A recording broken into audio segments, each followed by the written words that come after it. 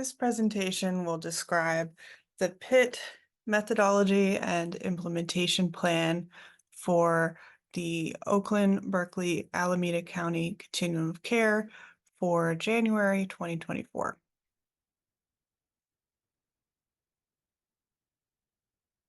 In this presentation, we're going to go over the basic overview of all the different pieces that go into creating a point in time count, from timeline to roles, all the way through the reporting and next steps that we have planned for the group.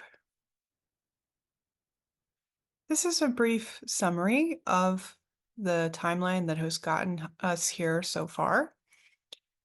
Between April and August of 2023, there was a point in time count request for proposals, which was led by Alameda County Office of Homeless Care and Coordination. And that RFP was both developed and scored together in partnership with members of the Continuum of Care. And through that process, Simtech Solutions was selected as the contractor to implement the point in time count for 2024. Around this same time, in August 2023, Homebase began operating monthly point in time count planning team meetings, and those meetings have been hosted jointly by Homebase and Simtech since Simtech was brought on board. We are now in the planning process and working towards the day of the count, which has been scheduled for January 25th, 2024. Between 5 a.m. and 10 a.m., volunteers will be going out to canvass census tracts for the unsheltered survey. There will be deployment centers available at that time, and we will also be conducting a sheltered count. After the day of the count, there will be raw data immediately available, and we'll begin doing data cleanup. By somewhere in April, we expect to have a preliminary report that is based on the April clean data upload to HUD. And then very shortly thereafter, we're expecting to have written reports and dashboards available to county and COC members.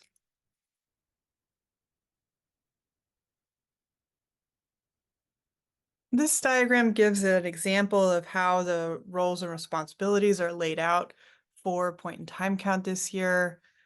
Everyone home, acting as the continuum of care, has the role of designating the Office of Homeless Care and Coordination of the county as their collaborative applicant who is in charge of completing the point in time count. They also have the leadership board who has a role in improving the process and the plan. Alameda County, as collaborative applicant, hired a point in time count contractor and funded the point in time count process. The contractor that they hired was Simtech Solutions, who is in charge of project management, providing the application technology that's going to be used during the count and for count planning and data analysis. And Simtech will provide us the final report, including both dashboards and a written report. Homebase is also contracted by the county, and we have a limited support role in helping with the point in time count, and we are primarily assisting with coordination between point in time planning and continuum of care committees. The PIT planning team itself is operated by the county with the support of Simtech and Homebase, and its primary purpose is to make decisions about the implementation and methodology used, and it is the point where we engage with local community leaders, including persons with lived experience, members of COC committees, and others. If you're curious about how community engagement has happened in the point in time count this year, again, PIT planning team is the primary point of contact, but we've also done a few other things. We circulated a Google Forms survey on a few key topics. So we did a survey on the survey questions, which will be asked of homeless folks during the day of the count, and on volunteer compensation. So I'll provide a little bit more detail on that later in the presentation. In addition to those two surveys, we also did 2 focus group calls where we invited members of the public and committee members and others to give their opinions on those 2 topics. We also have been hosting a work group for producing the volunteer training materials, and they have been developing a list of topics and a structure of how volunteers for the point in time count will be trained for the day of the count. That process is ongoing. We don't have a complete training material today, but we're expecting to launch volunteer training as early as January 8th. I also want to highlight, as we go through the overview of point in time count, that at many points along the way, we are looking to find opportunities to center racial equity in the design and implementation of point in time count. So this is a summary of some of those really key points that have a lot of impact on racial equity considerations. One of them is the methodology. So this year, we're making changes to the methodology. A larger percentage of people will be surveyed, and compensation for participating will be higher. In volunteer recruitment, we are for the first time going to be tracking the demographics of the volunteers and doing intentional recruitment to try to meet demographic goals that may more closely match the demographics of the population surveyed. And we're being really careful about language access and incorporating knowledge of our volunteers' spoken languages and knowledge of what we believe might be the languages spoken by the folks we encounter to try to coordinate that. We're also going to be using some cultural humility content in the volunteer training. So talking about how to have conversations with folks who are different from you. And we're going to be looking at the data in a disaggregated way. We're going to be providing broad data, and we're going to be comparing the data to historical context. So each of those points will be ways that we're going to have some enhancements to racial equity in the 2024 process. Now, this overview of methodology is going to be relatively short. And if you're interested in methodology in particular, we have a different video that I would encourage you to watch, which goes into more detail and really fully explains the methodology for 2024. Starting off with unsheltered count, this year the method strongly relies upon the use of known locations pins on a map of the county in advance.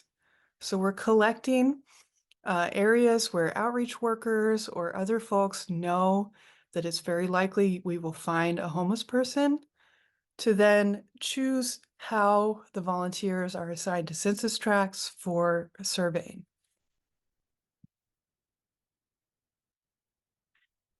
If you're familiar with how we did this in 2022, the basic outline was that we did an observational survey and then sampled some of those people who were observed.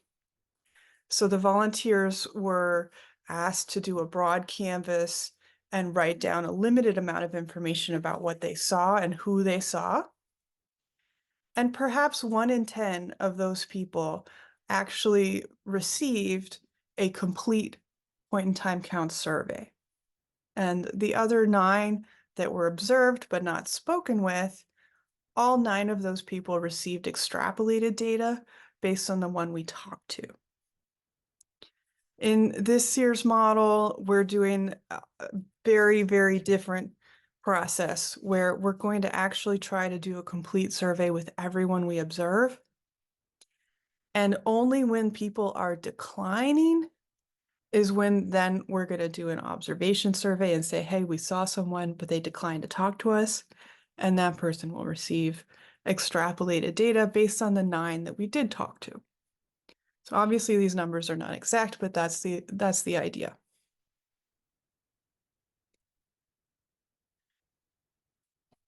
This is a visual of what the app will look like when we do the survey.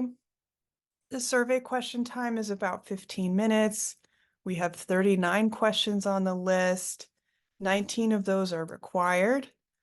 13 are additional questions that the PID planning team decided would be the questions for our process this year, in addition to the standard HUD questions. And if we're talking to a person age 24 or younger who's a head of household or in a household of youth, then they're going to have 7 additional questions in the youth addendum.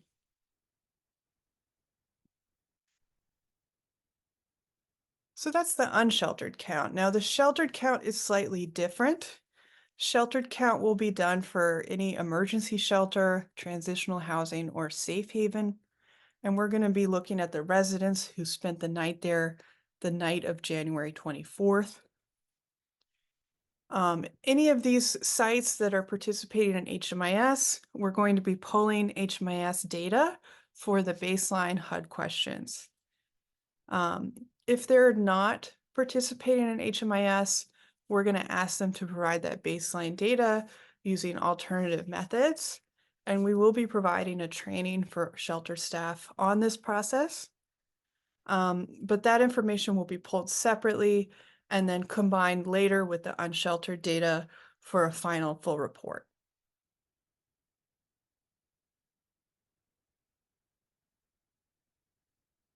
All right, so how are we doing on volunteers?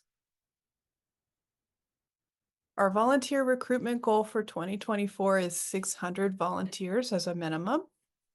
Approximately half of those are needed in the city of Oakland. And as of December the 14th, we had 57% of that goal. We were up to 342 registered volunteers. As I mentioned earlier, this year we're looking at the recruitment by demographic.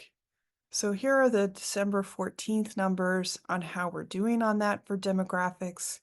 You can see there's a lot of disparities between the type of person who's volunteering versus the type of person experiencing homelessness.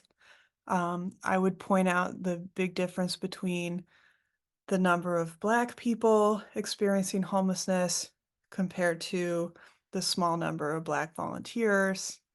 The opposite, we have a lot of white volunteers and a lower number of people experiencing homelessness who are white.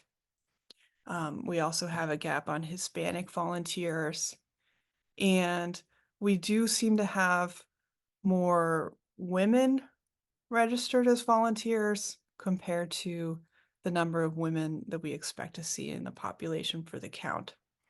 So again, these are initial data just from a little bit more than half of the volunteer registered.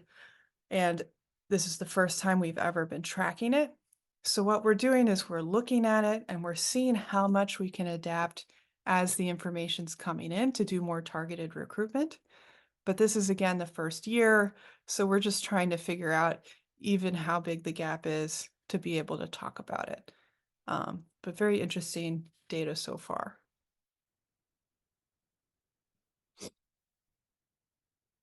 Staying here with the theme of volunteers, again, we have a work group currently developing the volunteer training materials.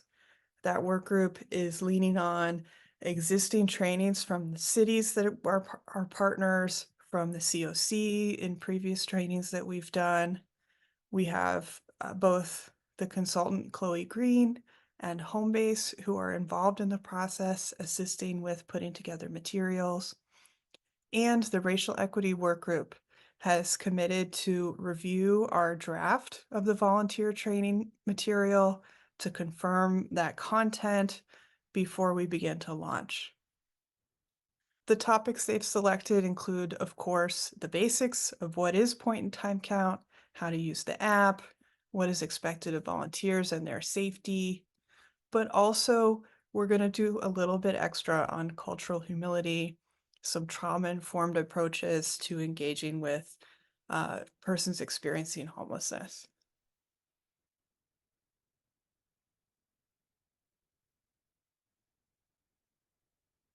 All right, so logistics.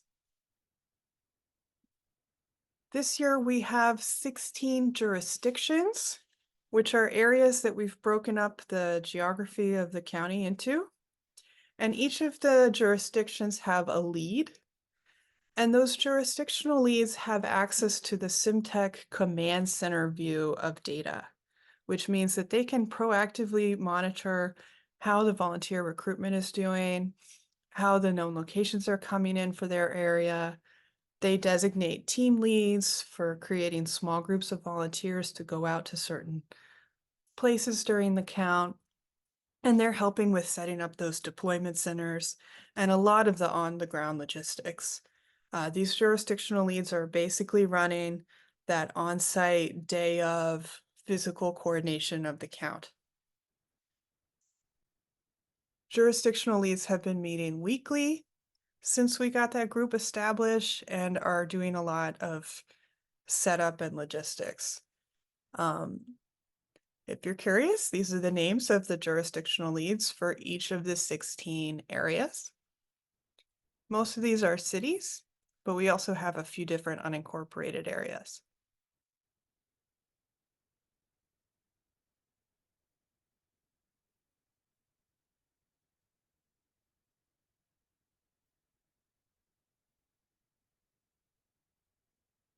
All right, so I've had a lot of questions about compensation, and we do have a compensation plan in place.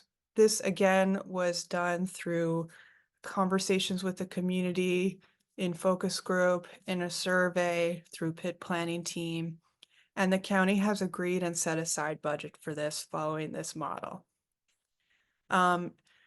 I do want to point out that the difference between the 2024 model and the 2022 model is very significant. So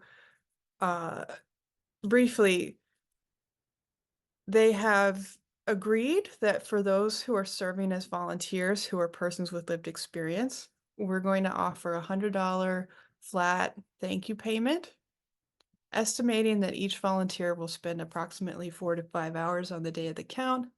That's equivalent to $20 to $25 an hour. And that was the broad feedback from our survey and the focus group, that $20 to $25 an hour was an appropriate amount. For those actually being surveyed, we're upping the amount of the gift card this year from $5 to $10. And we're asking for additional supplies based on donations or another local funding source if jurisdictional leads have additional resources. Any supplies or physical items given out besides the gift card will be extra. The focus group asked for particularly food items or cold weather relief items. Anecdotally, that was what folks were interested in. So not only have we doubled the dollar amount of the gift card that's going to be handed to anyone surveyed, but also we have to keep in mind that approximately 4 times more people will receive the compensation than before. In 2022, it was around 1,500 surveys that were completed that were compensated. Those were the full surveys for the sampling, not the observational. And this year we're expecting approximately 6,000 full surveys. So again, it's 4 times the number of people, and significantly more dollars are being invested by the county. Because of this, and again, because of the focus on attempting to do as much cash as possible, we're asking that individual jurisdictions may be able to jump in and add more resources if we'd like to do physical handouts of some kind of object.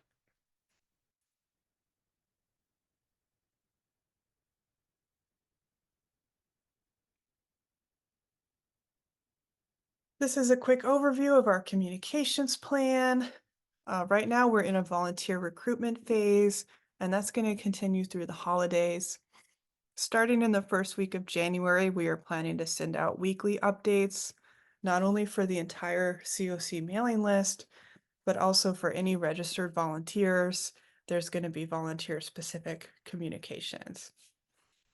During the week of the count, we're going to do a lot of reminders, including especially reminders about trainings, but trainings will be active throughout the majority of January.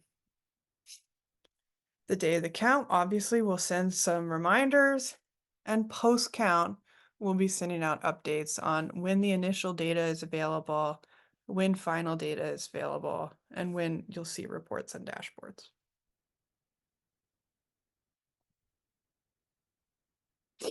As far as reporting, this year will be a really interesting year where all jurisdictional leads will be able to see raw data as it comes in live during the count. And this raw data will continue to be available in the command center for jurisdictional leads if they would like to pull some of that raw data. After the day of the count, the SimTech team will be taking that data and doing their analysis. They'll be doing cleanup to make sure everything is accurate, and they'll be doing the extrapolation for any of those folks who decline full survey following the methodology. Somewhere between January and April, we're expecting to see an initial preview of that data, but it won't be final. HUD is asking for a clean data upload by April. And at that point, we're expecting to have some written reports, at least in draft. And relatively soon after that, in May, we're hoping to have a full written report for the county level, along with interactive dashboards. And those interactive dashboards will include drop downs so that you can filter by jurisdiction, by city level. And again, these written reports will include city level information as well as racial equity perspectives. So that's the outline of what we're expecting to see post day of count.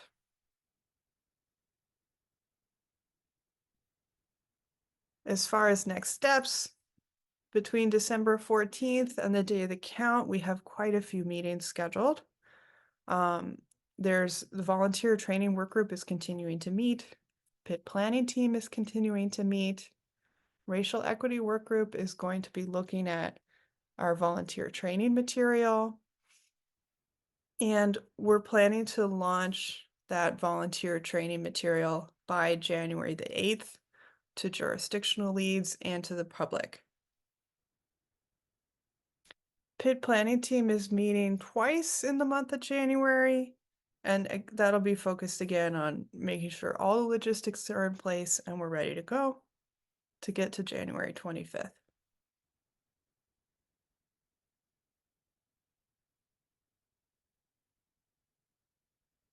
At this point, if you have any questions, please send us an email. That email needs to go to alameda@homebaseccc.org. And Homebase would be happy to answer any questions about the process and the methods that have been set up for 2024 point in time count.